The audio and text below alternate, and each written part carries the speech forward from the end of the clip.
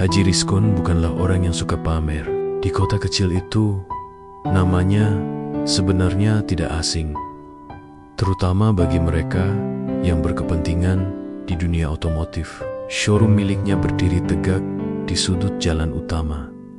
Deretan mobil bermodel rapi, lampu kaca yang selalu menyala, dan pegawai yang sigap melayani. Selain showroom mobil, Haji Rizkon juga memiliki beberapa usaha lain.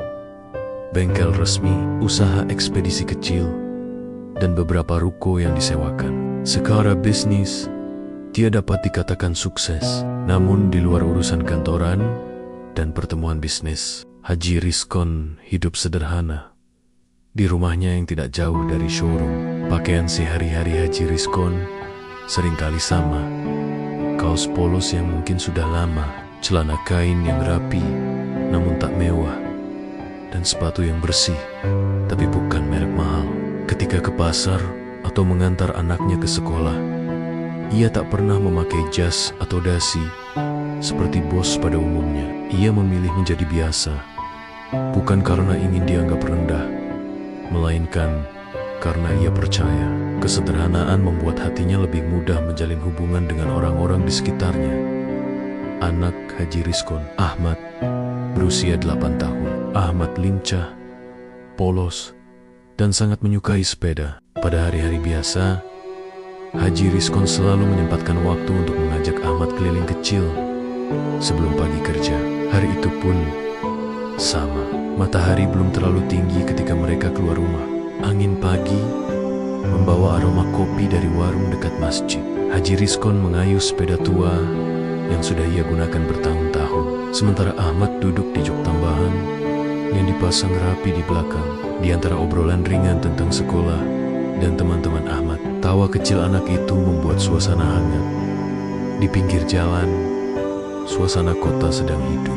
Beberapa pedagang mulai menata dagangan, tukang sayur membunyikan lonceng, dan kendaraan berlalu lalang. Tiba-tiba, dari arah belakang muncul rombongan pemotor, sekitar 8-10 orang, memakai jaket berlogo, helm full face, dan suara knalpot yang sedikit bising. Mereka melaju cepat, seperti sedang ingin memperlihatkan kecepatan. Saat itu, jalan sedikit basah karena hujan semalam. Air tergenang di beberapa bagian. Salah satu pemotor menyalip terlalu rapat di sebelah kiri sepeda Haji Rizkon. Karena kecepatan dan genangan, cipratan air menyembur tepat mengenai baju Haji Rizkon dan sedikit mengenai wajah kecil Ahmad. Ahmad kaget, tetapi belum sempat menangis. Matanya melotot melihat tetesan air di bajunya. Rombongan pemotor itu tidak berhenti. Justru terdengar gelak tawa. Satu dari mereka menepuk paha, menunjuk ke arah Haji Rizkon sambil mengejek. "Lihat tuh, bosnya cuma pakai kaos," teriak salah satu. Suaranya meninggi dan menantang.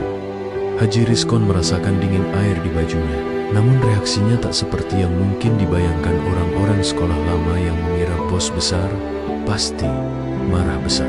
Ia hanya menarik nafas panjang, kemudian tersenyum. Senyum yang tenang, bukan senyum sinis. Ia menoleh ke arah Ahmad, menyeka sedikit air yang menggenang di pipi anaknya, dan berkata pelan, "Tidak apa-apa, Nak. Kita lanjut saja." Ahmad menoleh, masih agak bingung melihat ayahnya yang tidak marah. "Kenapa mereka menertawakan kita ya?" tanya Ahmad dengan suara kecil.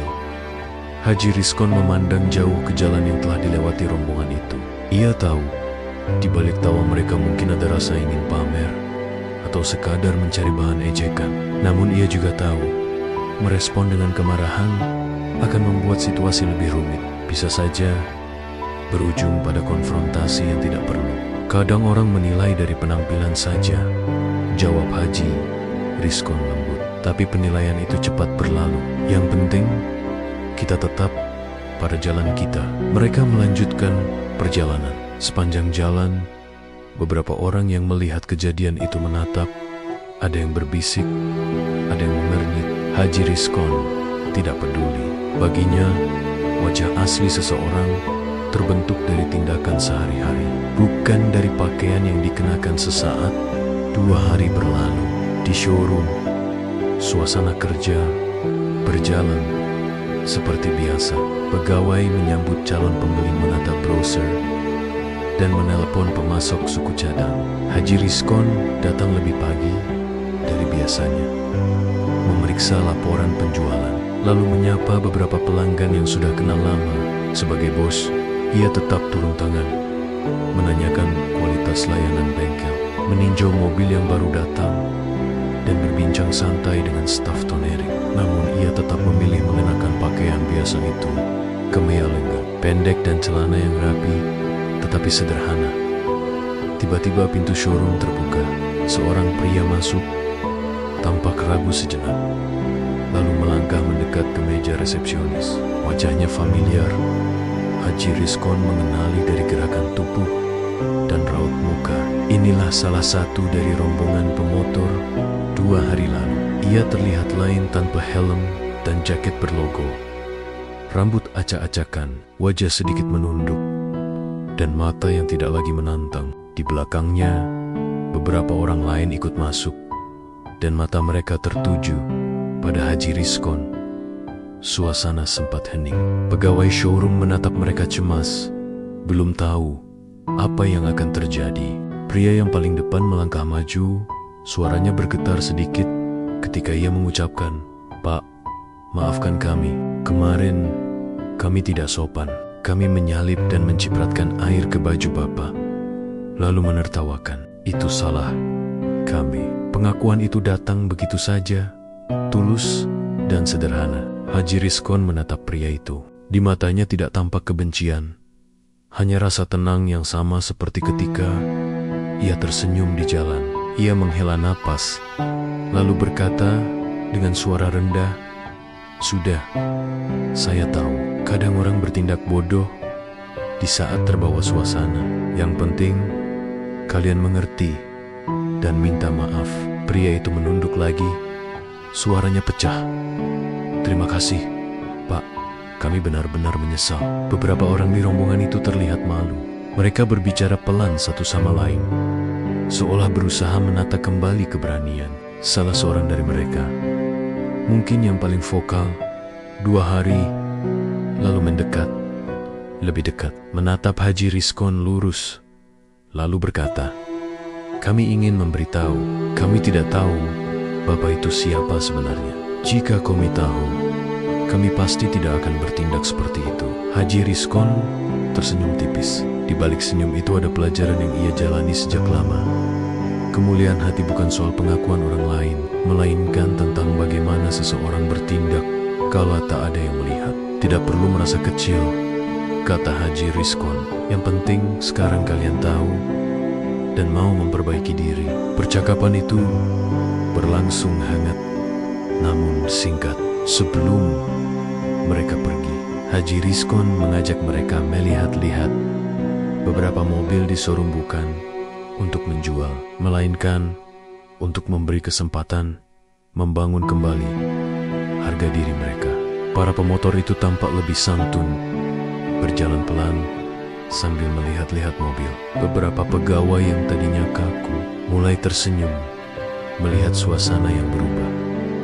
Ketika rombongan itu akhirnya keluar, suasana di showroom terasa berbeda. Ada kelegaan halus di udara, dan bagi Haji Rizkon, itu sudah cukup.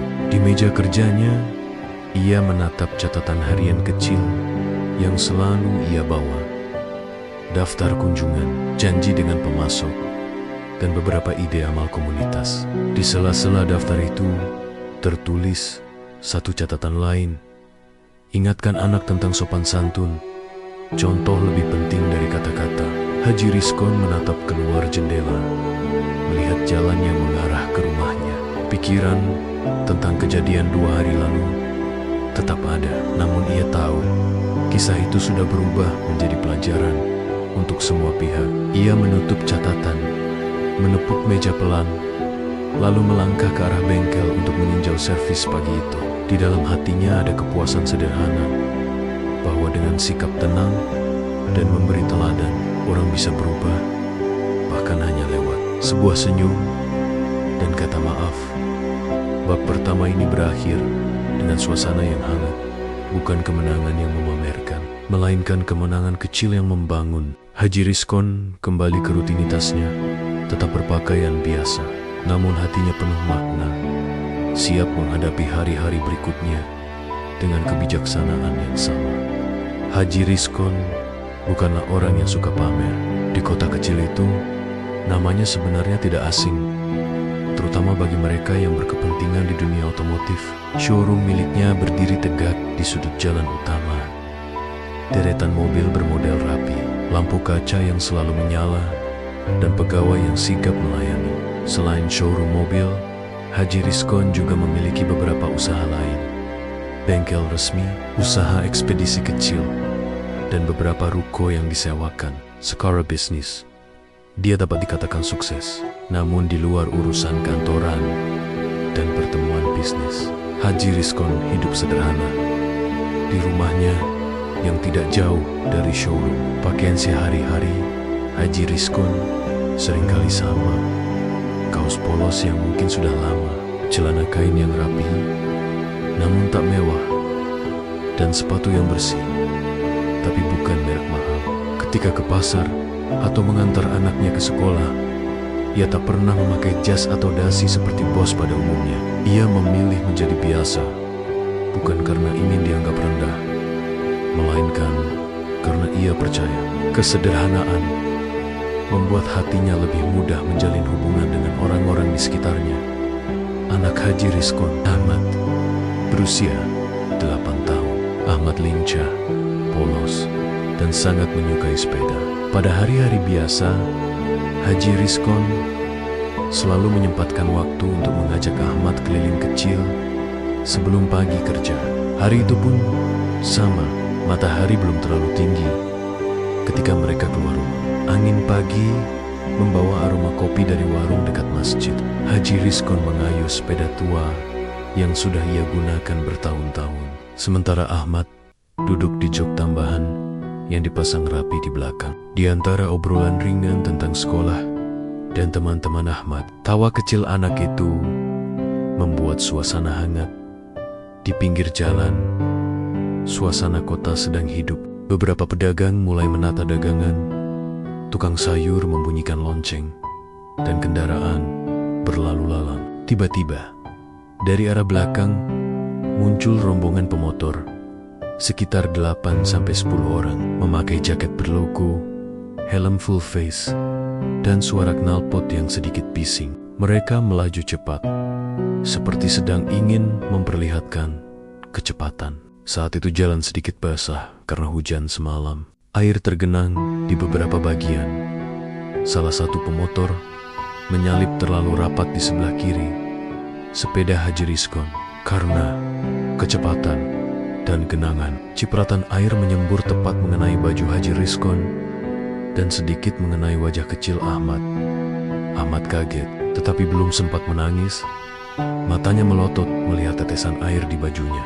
Rombongan pemotor itu tidak berhenti. Justru terdengar gelak tawa. Satu dari mereka menepuk paha, menunjuk ke arah Haji Rizkon sambil mengejek. "Lihat tuh, bosnya cuma pakai kaos," teriak salah satu. Suaranya meninggi dan menantang. Haji Rizkon merasakan dingin air di bajunya.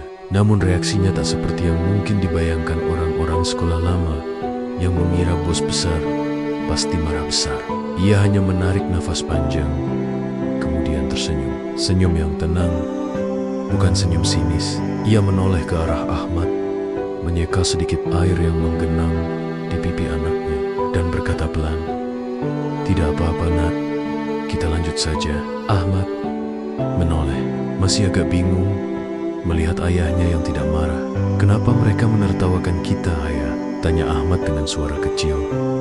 Haji Rizkon memandang jauh ke jalan yang telah dilewati rombongan itu.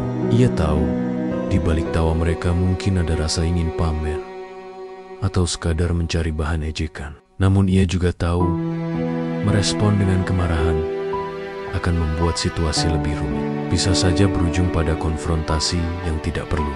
Kadang orang menilai dari penampilan saja, Jawab Haji Rizkon lembut. Tapi penilaian itu cepat berlalu. Yang penting, kita tetap pada jalan kita. Mereka melanjutkan perjalanan. Sepanjang jalan, beberapa orang yang melihat kejadian itu menatap. Ada yang berbisik, ada yang mengernyit. Haji Rizkon tidak peduli. Baginya, wajah asli seseorang terbentuk dari tindakan sehari-hari, bukan dari pakaian yang dikenakan sesaat. 2 hari berlalu. Di showroom, suasana kerja berjalan seperti biasa. Pegawai menyambut calon pembeli menata brosur dan menelepon pemasok suku cadang.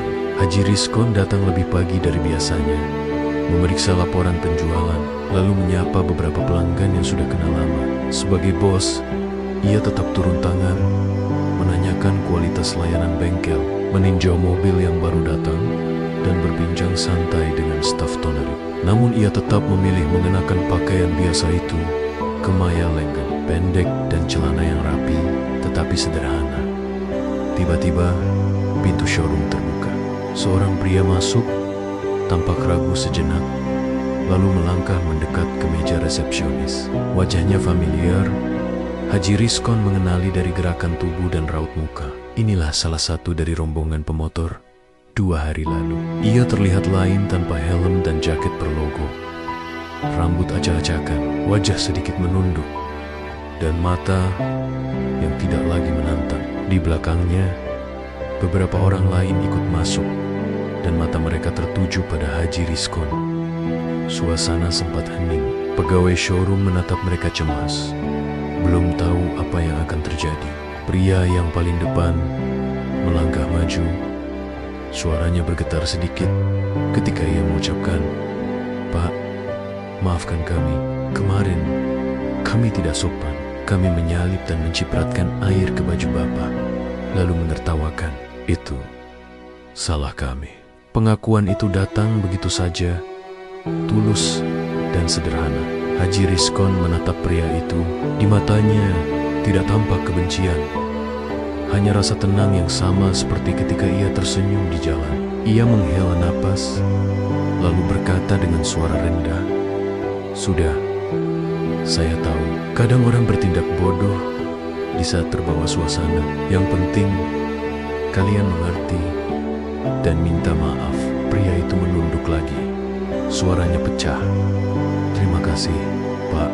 Kami benar-benar menyesal." Beberapa orang di rombongan itu terlihat malu. Mereka berbicara pelan satu sama lain, seolah berusaha menata kembali keberanian.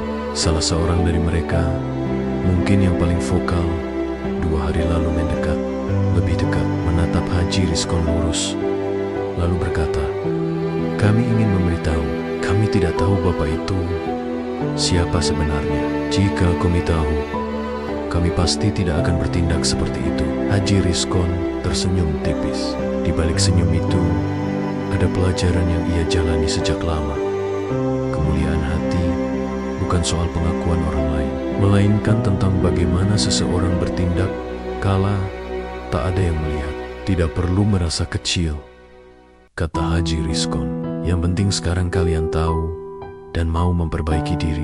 Pagi itu udara terasa lebih segar dari biasanya. Cahaya matahari menembus jendela showroom yang kohe-keakannya baru saja dibersihkan oleh pegawai. Di halaman depan, beberapa mobil baru dari pabrikan Jepang baru saja tiba, masih terbungkus plastik pelindung, dan bau khas cat baru tercium kuat. Haji Rizkon berdiri di depan, mengenakan baju koko putih polos dan peci hitam. Ia sedang mengamati mobil-mobil itu dengan mata yang tajam, namun wajah yang tetap tenang. "Pak Haji, yang 2 unit ini mau langsung ditaruh di dalam atau di display depan, Pak?" tanya Jaka, salah satu pegawai yang sudah lama bekerja dengannya. "Yang warna putih taruh di dalam dulu, takut kena debu jalan. Nanti sore baru dipajang. Yang hitam boleh di depan, biar kelihatan elegan," jawab Haji Rizkon sambil tersenyum. Haji Rizkon bukan bos yang hanya duduk di kursi empuk dan memberi perintah. Ia selalu turun langsung melihat setiap detail. Baginya, usaha bukan hanya tentang mencari keuntungan, tetapi tentang menjaga kepercayaan dan membangun hubungan. Ia tahu nama hampir semua karyawannya, bahkan kadang tahu Siapa yang sedang punya anak baru, atau siapa yang sedang punya masalah keluarga. Selesai meninjau showroom, Haji Rizkon menuju ke ruang kecil di samping bengkel. Ruang itu sederhana, meja kayu, kursi putar, beberapa tumpukan dokumen, dan foto keluarga di dinding. Di meja itu pula, ia sering duduk sor-sor sambil minum teh panas dan menerima tamu. Hari itu, sebelum sempat duduk lama, datanglah seseorang yang tak asing. Pria yang 2 hari lalu datang bersama rombongan pemotor untuk meminta maaf. Pria itu bernama Fajar. Ia datang sendirian kali ini, membawa map kecil dan wajah yang tampak sedikit gugup. "Assalamualaikum, Pak Haji," sapanya pelan. "Waalaikumsalam, silakan duduk, Nah Fajar," jawab Haji Rizkon ramah. "Ada keperluan apa hari ini?" Fajar menarik napas panjang. "Begini, Pak, setelah kejadian kemarin, saya banyak berpikir. Saya malu sekali. Saya dan Tumenmen sudah dewasa, tapi kelakuan seperti anak kecil. Saya jadi percakapan itu berlangsung hangat, namun singkat. Sebelum mereka pergi, Haji Rizkon mengajak mereka melihat-lihat beberapa mobil di showroom, bukan untuk menjual, melainkan untuk memberi kesempatan membangun kembali harga diri mereka. Para pemotor itu tampak lebih santun, berjalan pelan, sambil melihat-lihat mobil. Beberapa pegawai yang tadinya kaku mulai tersenyum melihat suasana yang berubah. Ketika rombongan itu akhirnya keluar, suasana di showroom terasa berbeda. Ada kelegaan halus di udara. Dan bagi Haji Rizkon, itu sudah cukup. Di meja kerjanya, ia menatap catatan harian kecil yang selalu ia bawa, daftar kunjungan, janji dengan pemasok, dan beberapa ide amal komunitas. Di sela-sela daftar itu, tertulis satu catatan lain. Ingatkan anak tentang sopan santun. Contoh lebih penting dari kata-kata. Haji Rizkon menatap keluar jendela, melihat jalan yang mengarah ke rumahnya. Pikiran tentang kejadian 2 hari lalu tetap ada, namun ia tahu kisah itu sudah berubah menjadi pelajaran untuk semua pihak. Ia menutup catatan, menepuk meja pelan, lalu melangkah ke arah bengkel untuk meninjau servis pagi itu. Di dalam hatinya ada kepuasan sederhana, bahwa dengan sikap tenang dan memberi teladan, orang bisa berubah, bahkan hanya lewat sebuah senyum dan kata maaf. Bab pertama ini berakhir dengan suasana yang hangat, bukan kemenangan yang memamerkan, melainkan kemenangan kecil yang membangun Haji Rizkon kembali ke rutinitasnya, tetap berpakaian biasa. Haji Rizkon bukanlah orang yang suka pamer. Di kota kecil itu, namanya sebenarnya tidak asing, terutama bagi mereka yang berkepentingan di dunia otomotif. Showroom miliknya berdiri tegak di sudut jalan utama. Deretan mobil bermodel rapi, lampu kaca yang selalu menyala, dan pegawai yang sigap melayani. Selain showroom mobil, Haji Rizkon juga memiliki beberapa usaha lain. Bengkel resmi, usaha ekspedisi kecil, dan beberapa ruko yang disewakan. Secara bisnis, dia dapat dikatakan sukses. Namun di luar urusan kantoran dan pertemuan bisnis, Haji Rizkon hidup sederhana di rumahnya yang tidak jauh dari showroom. Pakaian sehari-hari Haji Rizkon seringkali sama. Kaos polos yang mungkin sudah lama, celana kain yang rapi namun tak mewah, dan sepatu yang bersih, tapi bukan merek mahal. Ketika ke pasar atau mengantar anaknya ke sekolah, ia tak pernah memakai jas atau dasi seperti bos pada umumnya. Ia memilih menjadi biasa, bukan karena ingin dianggap rendah, melainkan karena ia percaya kesederhanaan membuat hatinya lebih mudah menjalin hubungan dengan orang-orang di sekitarnya. Anak Haji Rizkon, Ahmad, berusia 8 tahun. Ahmad lincah, polos, dan sangat menyukai sepeda. Pada hari-hari biasa, Haji Rizkon selalu menyempatkan waktu untuk mengajak Ahmad keliling kecil sebelum pagi kerja. Hari itu pun sama. Matahari belum terlalu tinggi ketika mereka keluar rumah. Angin pagi membawa aroma kopi dari warung dekat masjid. Haji Rizkon mengayuh sepeda tua yang sudah ia gunakan bertahun-tahun, sementara Ahmad duduk di jok tambahan yang dipasang rapi di belakang. Di antara obrolan ringan tentang sekolah dan teman-teman Ahmad, tawa kecil anak itu membuat suasana hangat. Di pinggir jalan, suasana kota sedang hidup. Beberapa pedagang mulai menata dagangan, tukang sayur membunyikan lonceng, dan kendaraan berlalu lalang. Tiba-tiba, dari arah belakang muncul rombongan pemotor, sekitar 8-10 orang, memakai jaket berlogo, helm full face, dan suara knalpot yang sedikit bising. Mereka melaju cepat, seperti sedang ingin memperlihatkan kecepatan. Saat itu, jalan sedikit basah karena hujan semalam. Air tergenang di beberapa bagian. Salah satu pemotor menyalip terlalu rapat di sebelah kiri sepeda Haji Rizkon. Karena kecepatan dan genangan, cipratan air menyembur tepat mengenai baju Haji Rizkon dan sedikit mengenai wajah kecil Ahmad. Ahmad kaget, tetapi belum sempat menangis. Matanya melotot melihat tetesan air di bajunya. Rombongan pemotor itu tidak berhenti. Justru terdengar gelak tawa. Satu dari mereka menepuk paha, menunjuk ke arah Haji Rizkon sambil mengejek. "Lihat tuh, bosnya cuma pakai kaos," teriak salah satu. Suaranya meninggi dan menantang. Haji Rizkon merasakan dingin air di bajunya, namun reaksinya tak seperti yang mungkin dibayangkan orang-orang sekolah lama yang mengira bos besar pasti marah besar. Ia hanya menarik nafas panjang, kemudian tersenyum. Senyum yang tenang, bukan senyum sinis. Ia menoleh ke arah Ahmad, menyeka sedikit air yang menggenang di pipi anaknya, dan berkata pelan, "Tidak apa-apa, Nak, kita lanjut saja." Ahmad menoleh, masih agak bingung melihat ayahnya yang tidak marah. "Kenapa mereka menertawakan kita ya?" tanya Ahmad dengan suara kecil. Haji Rizkon memandang jauh ke jalan yang telah dilewati rombongan itu. Ia tahu, di balik tawa mereka mungkin ada rasa ingin pamer atau sekadar mencari bahan ejekan.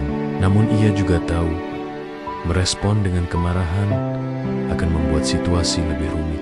Bisa saja berujung pada konfrontasi yang tidak perlu. Kadang orang menilai dari penampilan saja, jawab Haji Rizkon lembut. Tapi penilaian itu cepat berlalu. Yang penting, kita tetap pada jalan kita. Mereka melanjutkan perjalanan. Sepanjang jalan, beberapa orang yang melihat kejadian itu menatap. Ada yang berbisik, ada yang mengernyit. Haji Rizkon tidak peduli. Baginya, wajah asli seseorang terbentuk dari tindakan sehari-hari, bukan dari pakaian yang dikenakan sesaat. 2 hari berlalu di showroom. Suasana kerja berjalan seperti biasa. Pegawai menyambut calon pembeli menata brosur dan menelpon pemasok suku cadang. Haji Rizkon datang lebih pagi dari biasanya, memeriksa laporan penjualan, lalu menyapa beberapa pelanggan yang sudah kenal lama. Sebagai bos, ia tetap turun tangan, menanyakan kualitas layanan bengkel, meninjau mobil yang baru datang, dan berbincang santai dengan staf Tonerik. Namun ia tetap memilih mengenakan pakaian biasa itu, kemeja lengan pendek dan celana yang rapi, tetapi sederhana. Tiba-tiba pintu showroom terbuka. Seorang pria masuk, tampak ragu sejenak, lalu melangkah mendekat ke meja resepsionis. Wajahnya familiar. Haji Rizkon mengenali dari gerakan tubuh dan raut muka. Inilah salah satu dari rombongan pemotor. 2 hari lalu, ia terlihat lain tanpa helm dan jaket berlogo. Rambut acak-acakan, wajah sedikit menunduk, dan mata yang tidak lagi menantang. Di belakangnya, beberapa orang lain ikut masuk, dan mata mereka tertuju pada Haji Rizkon. Suasana sempat hening. Pegawai showroom menatap mereka cemas, belum tahu apa yang akan terjadi. Pria yang paling depan melangkah maju. Suaranya bergetar sedikit ketika ia mengucapkan, "Pak, maafkan kami. Kemarin kami tidak sopan. Kami menyalip dan mencipratkan air ke baju Bapak, lalu menertawakan. Itu salah kami." Pengakuan itu datang begitu saja, tulus dan sederhana. Haji Rizkon menatap pria itu. Di matanya tidak tampak kebencian, hanya rasa tenang yang sama seperti ketika ia tersenyum di jalan. Ia menghela napas, lalu berkata dengan suara rendah, "Sudah, saya tahu, kadang orang bertindak bodoh di saat terbawa suasana. Yang penting, kalian mengerti dan minta maaf." Pria itu menunduk lagi, suaranya pecah. "Terima kasih, Pak. Kami benar-benar menyesal." Beberapa orang di rombongan itu terlihat malu. Mereka berbicara pelan satu sama lain, seolah berusaha menata kembali keberanian. Salah seorang dari mereka, mungkin yang paling vokal, 2 hari lalu mendekat, lebih dekat, menatap Haji Rizkon lurus, lalu berkata, "Kami ingin memberitahu, kami tidak tahu Bapak itu siapa sebenarnya. Jika kami tahu, kami pasti tidak akan bertindak seperti itu." Haji Rizkon tersenyum tipis. Di balik senyum itu, ada pelajaran yang ia jalani sejak lama. Kemuliaan hati bukan soal pengakuan orang lain, melainkan tentang bagaimana seseorang bertindak kala tak ada yang melihat. "Tidak perlu merasa kecil," kata Haji Rizkon. "Yang penting sekarang kalian tahu dan mau memperbaiki diri." Pagi itu udara terasa lebih segar dari biasanya. Cahaya matahari menembus jendela showroom yang kohekekannya baru saja dibersihkan oleh pegawai. Di halaman depan, beberapa mobil baru dari pabrikan Jepang baru saja tiba. Masih terbungkus plastik pelindung dan bau khas cat baru tercium kuat. Haji Rizkon berdiri di depan, mengenakan baju koko putih polos dan peci hitam. Ia sedang mengamati mobil-mobil itu dengan mata yang tajam, namun wajah yang tetap tenang. "Pak Haji, yang 2 unit ini mau langsung ditaruh di dalam atau di display depan, Pak?" tanya Jaka, salah satu pegawai yang sudah lama bekerja dengannya. "Yang warna putih taruh di dalam dulu, takut kena debu jalan. Nanti sore baru dipajang. Yang hitam boleh di depan, biar kelihatan elegan," jawab Haji Rizkon sambil tersenyum. Haji Rizkon bukan bos yang hanya duduk di kursi empuk dan memberi perintah. Ia selalu turun langsung melihat setiap detail. Baginya, usaha bukan hanya tentang mencari keuntungan, tetapi tentang menjaga kepercayaan dan membangun hubungan. Ia tahu nama hampir semua karyawannya, bahkan kadang tahu siapa yang sedang punya anak baru atau siapa yang sedang punya masalah keluarga. Selesai meninjau showroom, Haji Rizkon menuju ke ruang kecil di samping bengkel. Ruang itu sederhana, meja kayu, kursi putar, beberapa tumpukan dokumen, dan foto keluarga di dinding. Di meja itu pula, ia sering duduk sor-sor sambil minum teh panas dan menerima tamu. Hari itu, sebelum sempat duduk lama, datanglah seseorang yang tak asing. Pria yang 2 hari lalu datang bersama rombongan pemotor untuk meminta maaf. Pria itu bernama Fajar. Ia datang sendirian kali ini, membawa map kecil dan wajah yang tampak sedikit gugup. "Assalamualaikum, Pak Haji," sapanya pelan. "Waalaikumsalam. Silakan duduk, Nak Fajar," jawab Haji Rizkon ramah. "Ada keperluan apa hari ini?" Fajar menarik napas panjang. "Begini, Pak, setelah kejadian kemarin, saya banyak berpikir. Saya malu sekali. Saya dan Tuan Men sudah dewasa, tapi kelakuan seperti anak kecil." Saya jadi percakapan itu berlangsung hangat, namun singkat. Sebelum mereka pergi, Haji Rizkon mengajak mereka melihat-lihat beberapa mobil di showroom, bukan untuk menjual, melainkan untuk memberi kesempatan membangun kembali harga diri mereka. Para pemotor itu tampak lebih santun, berjalan pelan sambil melihat-lihat mobil. Beberapa pegawai yang tadinya kaku mulai tersenyum melihat suasana yang berubah. Ketika rombongan itu akhirnya keluar, suasana di showroom terasa berbeda. Ada kelegaan halus di udara, dan bagi Haji Rizkon, itu sudah cukup. Di meja kerjanya, ia menatap catatan harian kecil yang selalu ia bawa. Daftar kunjungan, janji dengan pemasok, dan beberapa ide amal komunitas. Di sela-sela daftar itu tertulis satu catatan lain. Ingatkan anak tentang sopan santun. Contoh lebih penting dari kata-kata. Haji Rizkon menatap keluar jendela, melihat jalan yang mengarah ke rumahnya. Pikiran tentang kejadian 2 hari lalu tetap ada.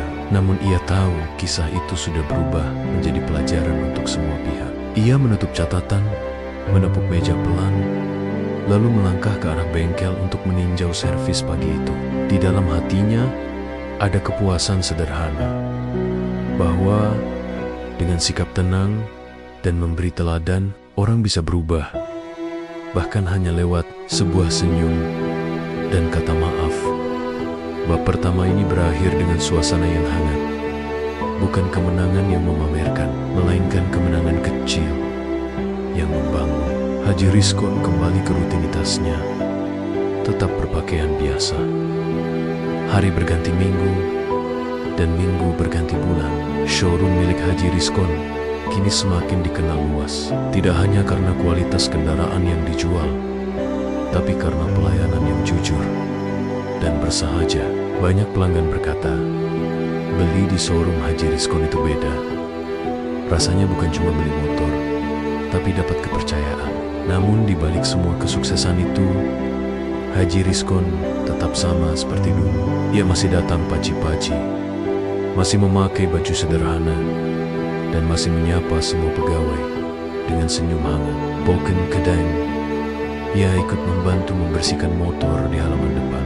Bagi orang luar, mungkin sulit percaya kalau pria yang mengelap motor dengan kain itu adalah pemilik showroom terbesar di kota.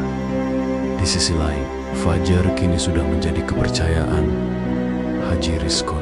Ia memegang bagian pengantaran kendaraan dan pengawasan stok. Ia bekerja sungguh-sungguh, dan Haji Rizkon memperlakukannya seperti anak sendiri. Namun kehidupan tidak selalu berjalan mulus. Suatu hari, ujian datang. Pagi itu suasana showroom ramai. Ada beberapa pelanggan datang hampir bersamaan. Salah satunya seorang pria muda bernama Andre yang ingin membeli motor sport baru. Gayanya agak sombong, berkacamata hitam, memakai jam tangan mahal, dan berbicara dengan nada tinggi. Mas, saya mau motor ini, tapi jangan lama-lama urusannya. Saya orang sibuk, katanya kepada Fajar dengan nada agak ketus. Fajar tetap tersenyum sopan. Baik pak, kami bantu proses secepatnya. Kalau boleh tahu, pembelian atas nama siapa? Nama saya Andre. Bos kalian pasti kenal, jawabnya dengan nada angkuh. Fajar hanya mengangguk. Ia tidak ingin menanggapi lebih jauh. Ia tahu tugasnya melayani semua pelanggan dengan ramah, tanpa memandang siapa mereka. Namun ketika sedang memproses data, Andre mendadak naik nada. Lama amat mas, katanya showroom besar, tapi pelayanannya kayak warung kopi. Beberapa pegawai yang lain mulai memperhatikan. Fajar berusaha menenangkan situasi. Mohon maaf pak, data sedang diinput. Sebentar lagi selesai. Tapi Andre tidak berhenti. Ia malah menepuk meja dengan keras. Saya ini bukan orang sembarangan. Kalau kalian gak bisa cepat, saya beli di tempat lain. Suasana mulai tegang. Saat itu, Haji Rizkon baru saja keluar dari ruang belakang. Ia mendengar suara keras dan berjalan pelan mendekat. Tenggentenong, ia bertanya, ada yang bisa saya bantu mas? Andre menatapnya sekilas, melihat penampilan Haji Rizkon yang hanya memakai baju koko sederhana dan sandal kulit biasa, lalu mendengus kecil. Gak usah ikut campur pak, saya lagi ngomong sama pegawai sini. Fajar langsung berdiri. Pak, ini pemilik showroomnya, katanya dengan nada hormat. Andre terdiam sejenak, lalu tertawa kaku. Serius, ini pemiliknya, kirain tukang parkir.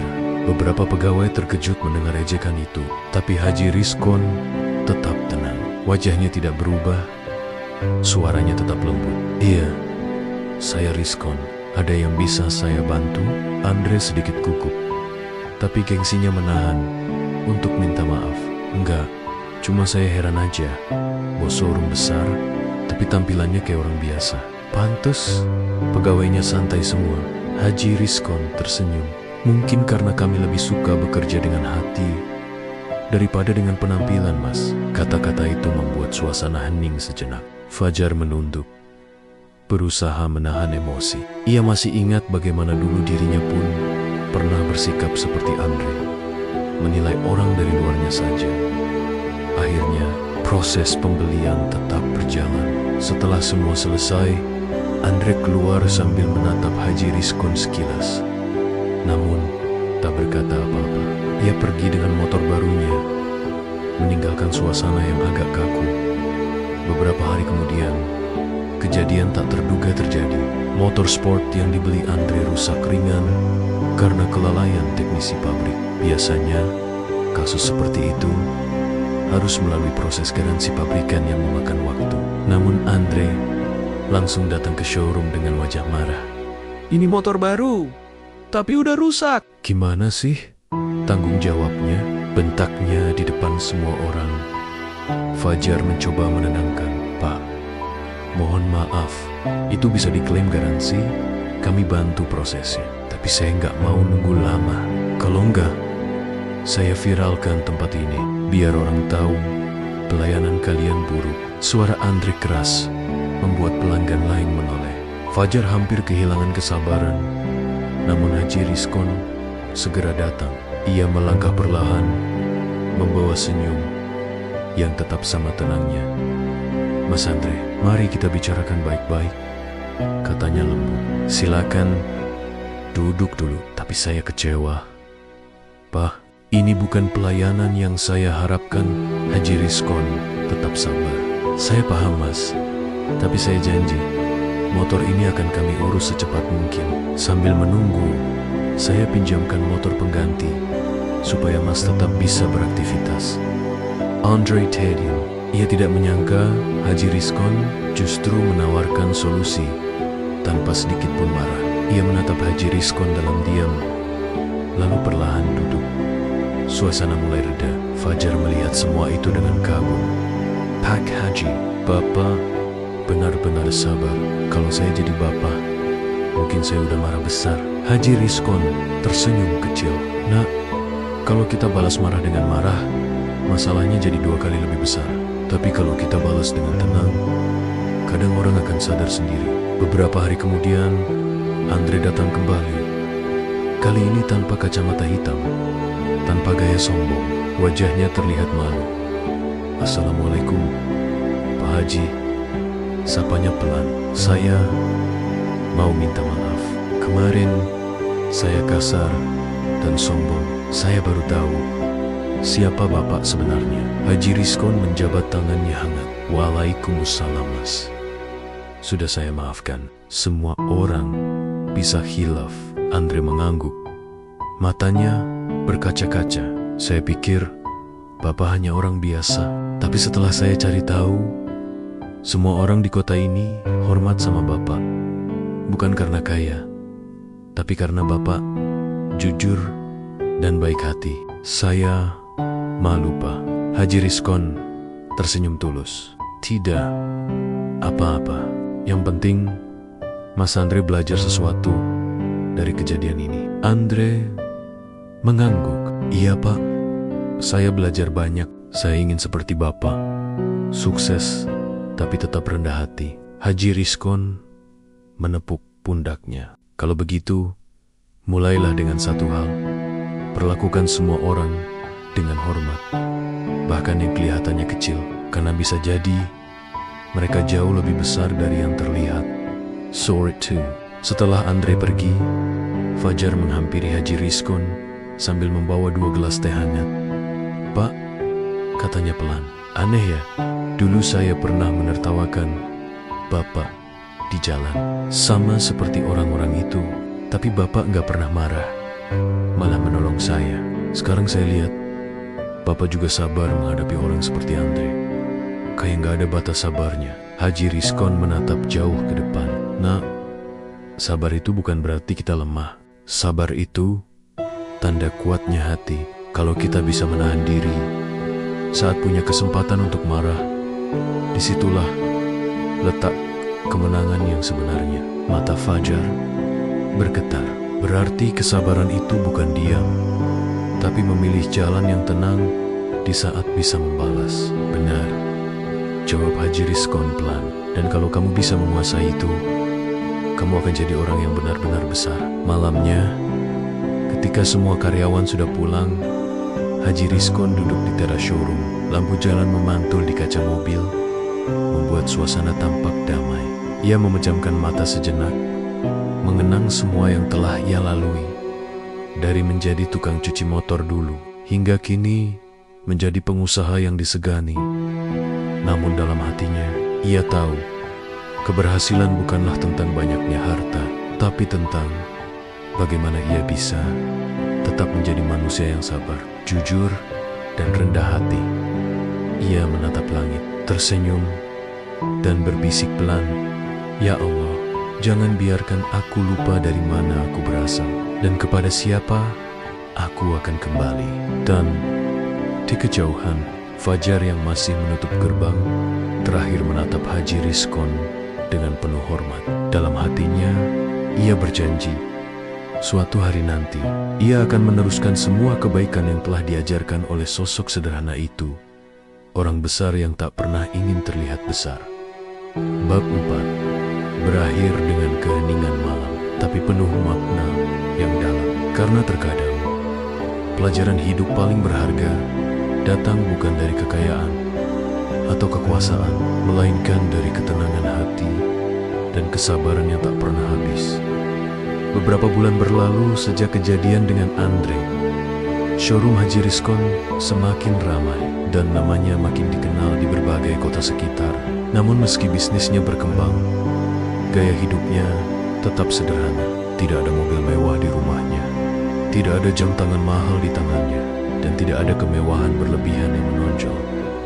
Ia tetap orang yang sama setiap pagi, pergi ke masjid, menyapa warga sekitar, dan mengantar Ahmad ke sekolah dengan sepeda tuanya. Bahkan, banyak orang baru di kampung yang masih tidak tahu bahwa pria yang sering membantu warga dan menambal jalan depan masjid itu sebenarnya pemilik showroom besar dan beberapa usaha lain di kota. Bagi Haji Rizkon, itulah kebahagiaan, menjadi bermanfaat tanpa perlu dikenali. Namun, seperti halnya kehidupan, setiap ketenangan pasti diuji. Dan kali ini, ujian itu datang dari arah yang tidak disangka. Suatu hari, ketika Haji Rizkon sedang memeriksa laporan keuangan di showroom, datanglah seorang pria dengan wajah tegang. Namanya Arif, salah satu pegawai bagian administrasi. "Pak Haji, maaf, saya perlu bicara," katanya pelan, tapi suaranya jelas bergetar. "Silakan duduk Arif," jawab Haji Rizkon tenang. Ada APA.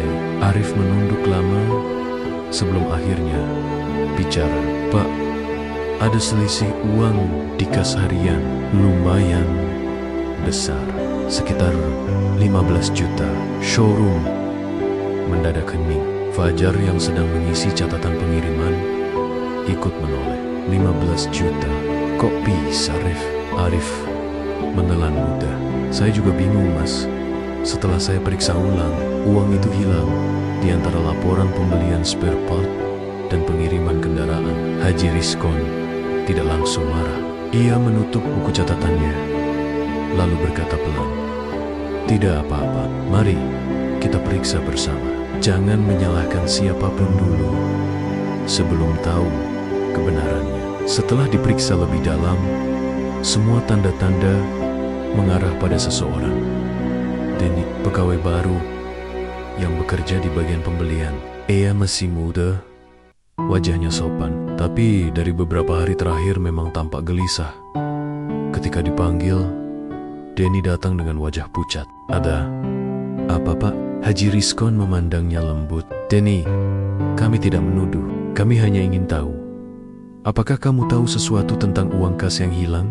Denny terdiam cukup lama, matanya bergetar, lalu pelan-pelan meneteskan air mata. Saya yang ambil, Pak." Semua orang di ruangan terkejut. Fajar bahkan sampai berdiri spontan. Kamu, kenapa Den? Danny menandok. Baunya bergetar. Saya terpaksa mas. Anak saya sakit. Istri saya di rumah nggak punya uang buat beli obat. Saya mau ganti, tapi belum sempat. Suasana berubah haru. Fajar yang tadinya emosi menatap Danny lama. Ia tahu perasaan itu perasaan terdesak oleh keadaan, tapi tetap saja mencuri dari tempat kerja adalah hal besar. Haji Rizkon menarik napas panjang. Ia diam lama sebelum akhirnya berkata dengan suara tenang tapi dalam, Danny, kamu tahu apa yang kamu lakukan itu salah kan? Iya, Pak, jawab Danny dengan suara gemetar. Saya siap dipecat, Pak. Saya salah. Haji Rizkon menatapnya lama. Dalam diamnya, ia tidak melihat sekadar kesalahan, tapi juga keputusasaan. Ia tahu rasanya terjebak di antara kebutuhan dan kesalahan.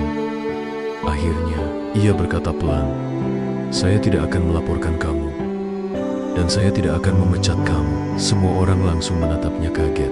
Pak, apa nggak sebaiknya? Fajar belum sempat menyelesaikan kalimatnya. Haji Rizkon mengangkat tangannya pelan. Tidak nak, kita bantu Dini. Tapi dengan satu syarat. Danny menatapnya. Air mata masih menetes. Apa-apa, kamu harus jujur. Mulai hari ini, tidak hanya jujur pada saya, tapi juga pada dirimu sendiri. Kalau kamu butuh bantuan, katakan. Jangan diam dan mengambil jalan yang salah. Kita keluarga di sini. Kalau satu susah, yang lain bantu. Danny langsung menangis. Ia berlutut di depan Haji Rizkon, mencium tangannya sambil berkata lirih. Saya nggak tahu harus bilang apa, Pak.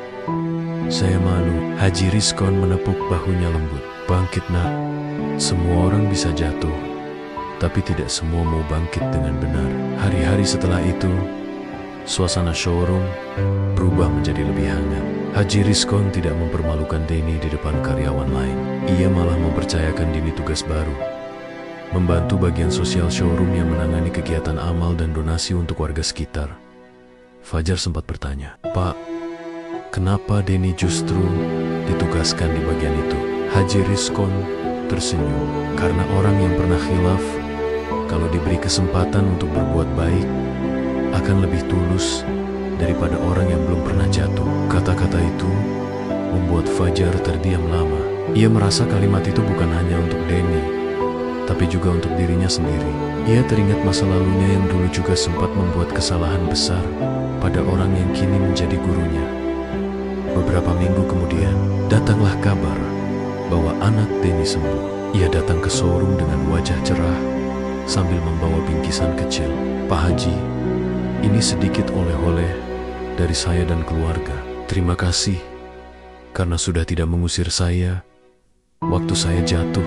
Kalau bukan karena Bapak, saya mungkin sudah kehilangan segalanya. Haji Rizkon menolak bingkisan itu dengan halus. Simpan saja nak. Kalau kamu ingin berterima kasih, cukup dengan satu hal. Bantu orang lain yang susah. Jangan biarkan kebaikan berhenti di kamu. Kata-kata itu menggema di hati semua yang mendengarnya, termasuk Fajar, yang malam itu pulang ke rumah dengan pikiran yang dalam. Ia sadar bahwa hidup di bawah bimbingan Haji Rizkon bukan sekadar bekerja, tapi belajar menjadi manusia yang lebih baik. Beberapa hari kemudian, saat sore menjelang maghrib, Haji Rizkon duduk di depan showroom sambil menikmati teh hangat. Fajar menghampirinya. Pak, saya jadi mikir, kalau semua orang punya hati kayak Bapak, mungkin dunia nggak akan seribet ini. Haji Rizkon tertawa kecil. Dunia memang diciptakan untuk diuji, nak. Tapi bukan berarti kita tidak bisa membuatnya lebih baik. Mulailah dari diri sendiri. Kalau satu orang berbuat baik, orang lain akan ikut. Dan kalau satu orang memaafkan, orang lain juga akan belajar memaafkan. Tanya Fajar pelan. Benar, jawab Haji Rizkon sambil menatap langit jingga. Kadang satu maaf bisa menyelamatkan 1000 hati. Menjelang malam, Ketika semua pegawai sudah pulang, Haji Rizkon berdiri di depan showroom yang mulai gelap. Ia menatap papan nama besar bertuliskan Showroom Rizkon Motor yang diterangi lampu temaram. Ia bukan karena bangga, tapi karena bersyukur. Showroom itu bukan sekadar tempat jual beli kendaraan, tapi tempat belajar kehidupan.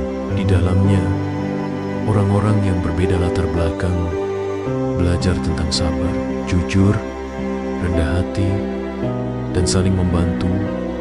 Dan Haji Rizkon tahu, selama hatinya tetap dijaga, keberkahan itu akan terus hidup di sana.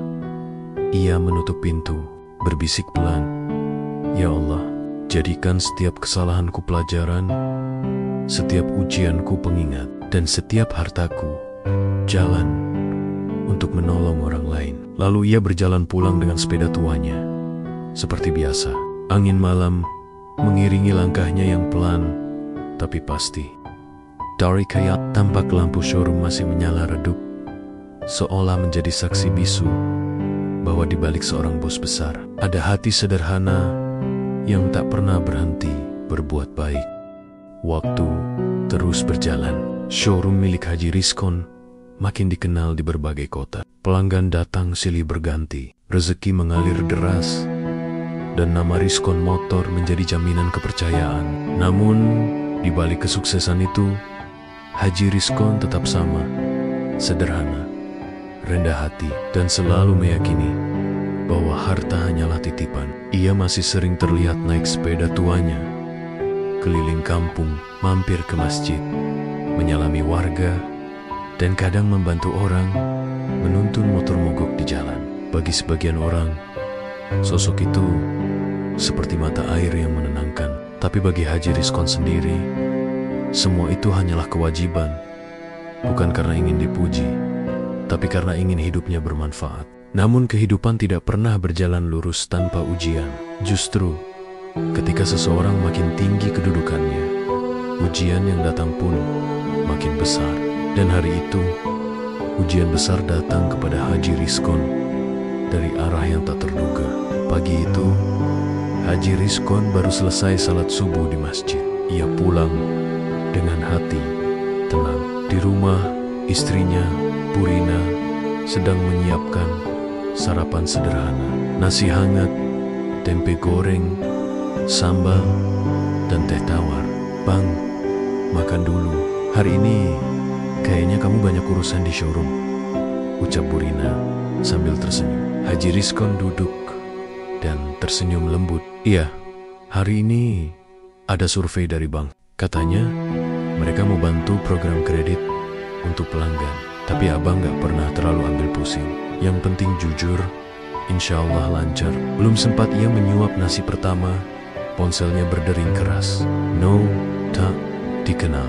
Ia angkat dengan tenang. "Assalamualaikum, Haji Rizkon." Suara di seberang terdengar tergesa. "Waalaikumsalam." "Iya, saya sendiri. Ada apa ya, Pak?" "Ini dari kantor pusat. Kami mau menginformasikan bahwa showroom Bapak sedang dalam pemeriksaan oleh pihak pajak dan kepolisian. Tolong segera datang ke kantor." Haji Rizkon sempat terdiam. Pemeriksaan?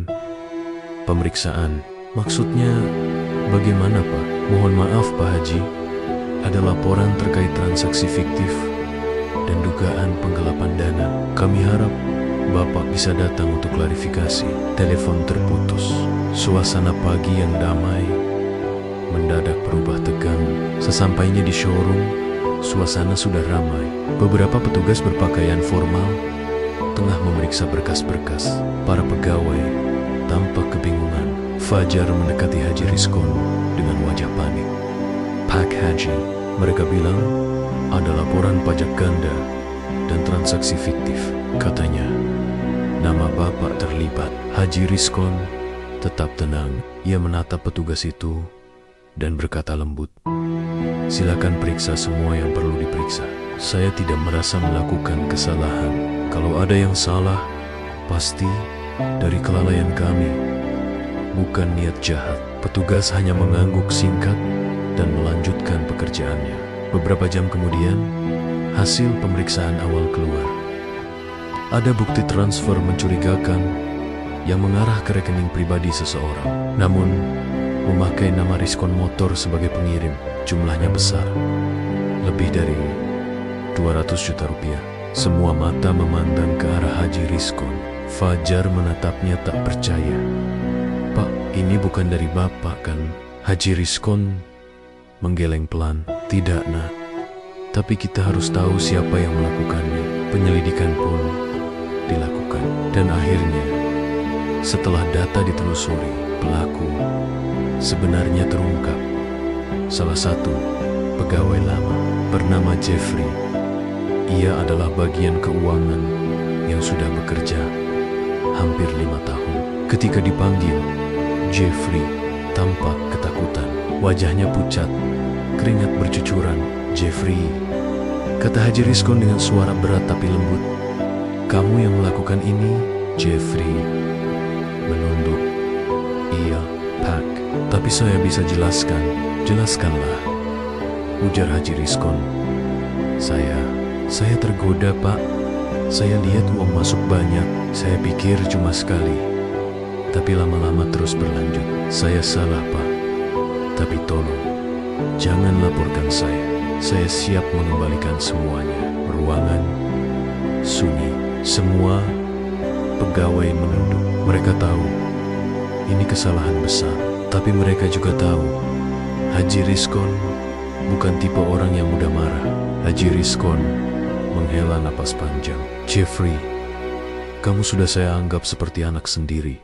5 tahun kamu di sini, saya percaya penuh sama kamu. Tapi kamu membalasnya dengan begini." Suara Haji Rizkon mulai bergetar. Bukan karena marah, tapi karena sedih. Jeffrey berlutut sambil menangis. "Saya minta maaf, Pak. Saya khilaf. Saya siap menerima apapun." Setelah lama terdiam, Haji Rizkon menatap para pegawai. "Dengarkan semua. Saya tidak akan melaporkan Jeffrey. Tapi mulai hari ini, dia tidak lagi bekerja di sini." Semua terdiam. Tidak ada yang berani membantah. "Namun, lanjutnya, kita akan bantu dia memperbaiki hidupnya. Kalau dia benar-benar menyesal, saya ingin lihat dia berubah." Jeffrey menangis terseduh-seduh. "Pak Haji, saya nggak pantas dimaafkan." Haji Rizkon menepuk bahunya. "Semua orang pantas dimaafkan, Nak. Tapi tidak semua berani berubah. Jangan sia-siakan kesempatan ini." Beberapa minggu kemudian, berita tentang kasus Haji Rizkon sempat menyebar di media lokal. Banyak yang salah paham. Ada yang menuduhnya menyeleweng, ada yang mencibir bahwa kesederhanaannya hanya topeng. Namun, Haji Rizkon tidak menanggapi sedikit pun. Ia tetap menjalankan hidup seperti biasa. Datang ke masjid, menyapa warga, bahkan masih naik sepeda tuanya. Fajar sempat bertanya dengan nada kesal, "Pak, kenapa Bapak diam aja? Orang-orang ngomong macam-macam di luar sana. Mereka nggak tahu siapa Bapak sebenarnya." Haji Rizkon tersenyum. "Nak, kalau setiap batu dilempar harus kita balas, kapan kita sempat berjalan maju? Biar saja waktu yang akan menjawab." Dan benar saja, tidak lama kemudian hasil penyelidikan resmi keluar. Nama Haji Rizkon dinyatakan bersih. Semua bukti menunjukkan bahwa transaksi itu dilakukan tanpa sepengetahuannya. Berita itu beredar cepat, dan orang-orang yang dulu mencibir kini malu sendiri.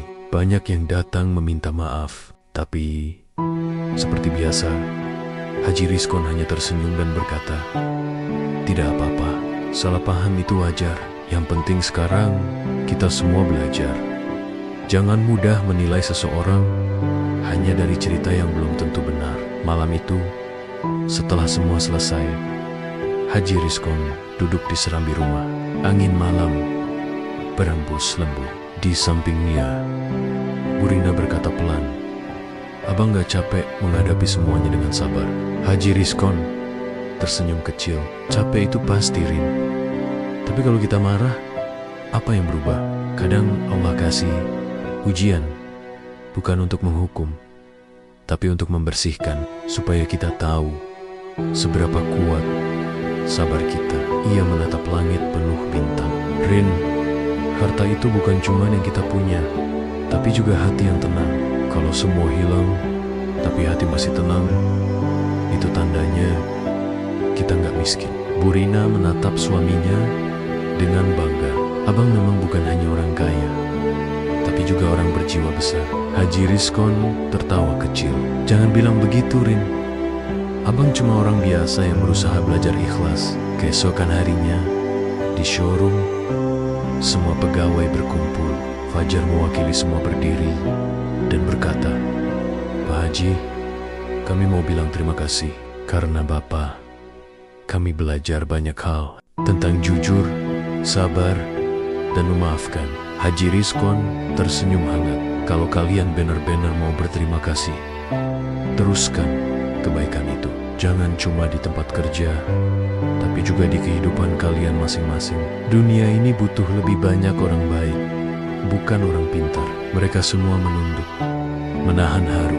Hari itu, Haji Rizkon kembali mengayuh sepeda tuanya pulang. Di jalan, ia melewati genangan air yang dulu pernah membuatnya diciprat oleh rombongan pemotor. Ia tersenyum sendiri. Dulu aku diuji dengan kesombongan orang lain, bisiknya lirih, dan kini diuji dengan fitnah. Tapi semuanya sama. Cara Allah mengajarkan untuk tetap sabar dan tidak berubah.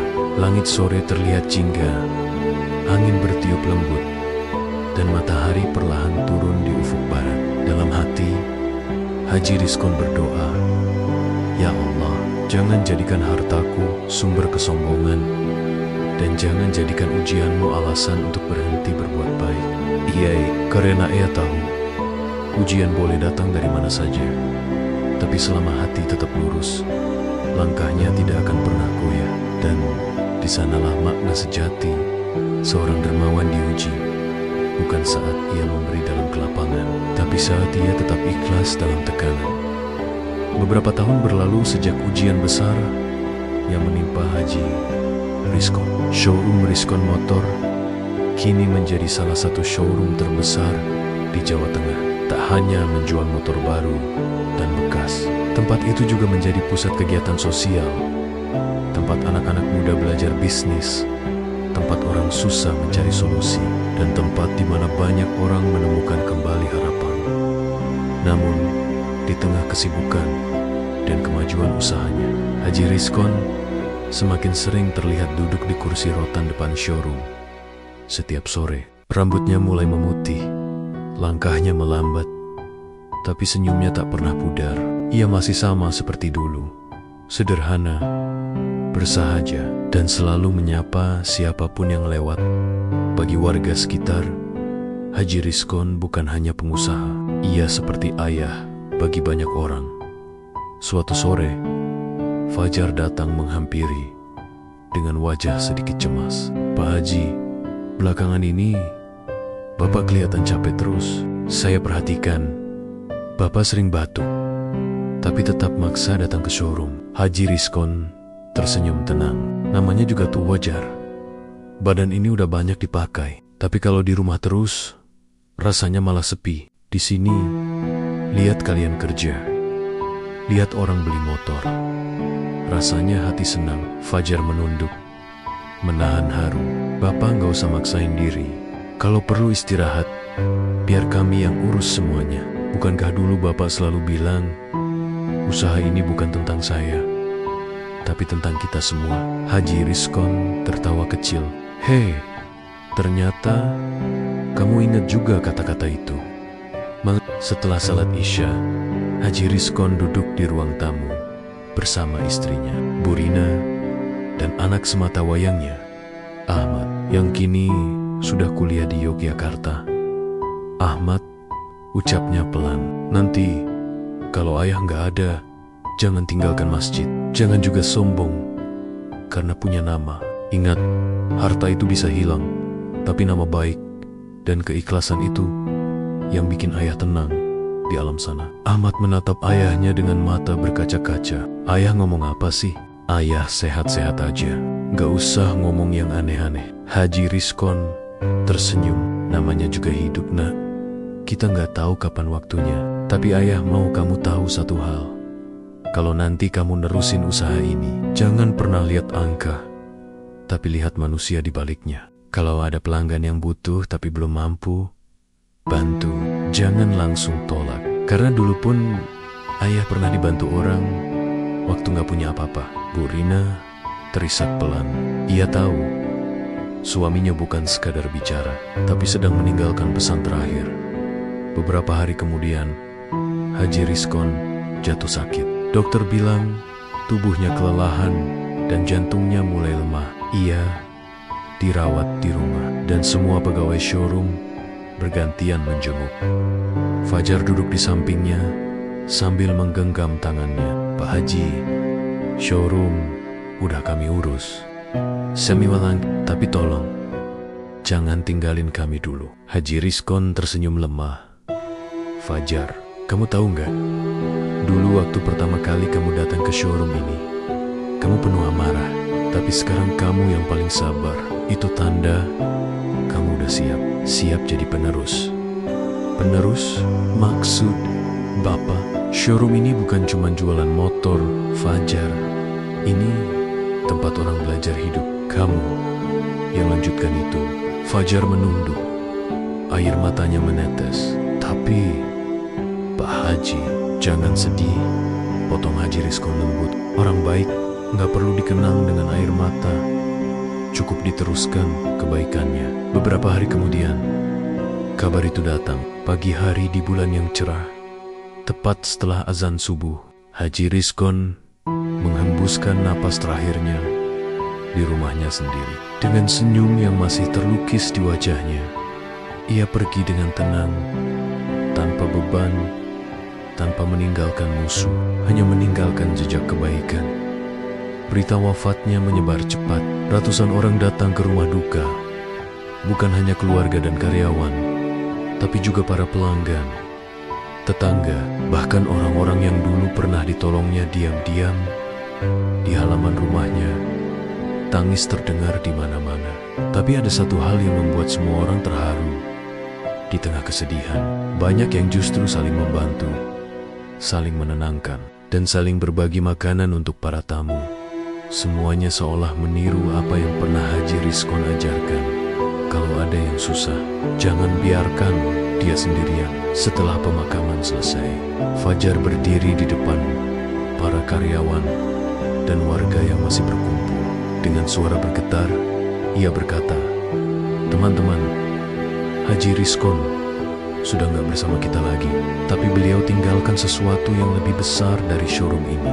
Beliau tinggalkan nilai untuk jujur, sabar, rendah hati, dan ikhlas.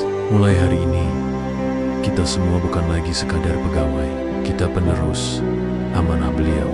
Semua orang menunduk, air mata mengalir. Bertahun-tahun kemudian, showroom Rizkon Motor tetap berdiri, tapi kini di depan pintu masuk terpajang sebuah papan kayu besar dengan tulisan, "Tempat ini dibangun bukan dengan uang, tapi dengan kejujuran dan doa." Hari Rizkon 1959 sampai 2024. Ahmad kini memimpin usaha dengan Fajar sebagai manajer utama. Namun mereka berdua sepakat, sebagian keuntungan showroom akan selalu disalurkan untuk kegiatan sosial. Mereka mendirikan Yayasan Rizkon Berbagi yang membantu anak yatim dan warga miskin di sekitar. Setiap Jumat, showroom tutup lebih awal. Semua karyawan berangkat ke masjid untuk salat dan bersedekah bersama. Tradisi itu disebut Jumat Rizkon. "Bapak mungkin sudah nggak di sini," kata Fajar suatu hari sambil menatap foto almarhum di dinding showroom. "Tapi setiap kali kita bantu orang, rasanya kayak beliau masih tersenyum di antara kita." Suatu sore, Ahmad bersepeda melintasi jalan kampung. Jalan yang dulu sering dilewati ayahnya. Di sebuah tikungan kecil, ia melihat sekelompok anak muda tertawa-tawa di pinggir jalan. Persis seperti dulu ketika ayahnya pernah diciprat air oleh pemotor. Ahmad tersenyum kecil. Dalam hatinya ia berbisik, "Ayah, ternyata Aku paham sekarang, kesederhanaan itu bukan karena gak mampu, tapi karena ingin tetap rendah, walau sudah tinggi. Ia lalu melanjutkan kayuhannya perlahan, menembus sinar matahari sore yang hangat. Dan di kejauhan, suara azan maghrib menggema, seolah mengiringi langkahnya. Langkah seorang anak yang kini meneruskan warisan seorang ayah. Warisan hati yang ikhlas, jiwa yang sabar, dan hidup yang penuh makna. Penutup Haji Rizkon mungkin telah tiada, tapi kisahnya tak pernah benar-benar berakhir. Ia hidup di setiap senyum orang yang pernah ia bantu, di setiap rezeki yang dibagikan tanpa pamrih, dan di setiap hati yang belajar bahwa menjadi kaya bukan soal harta, melainkan tentang seberapa banyak kita bisa menenangkan hati orang lain. Karena sejatinya, kekayaan terbesar bukanlah yang disimpan di rekening,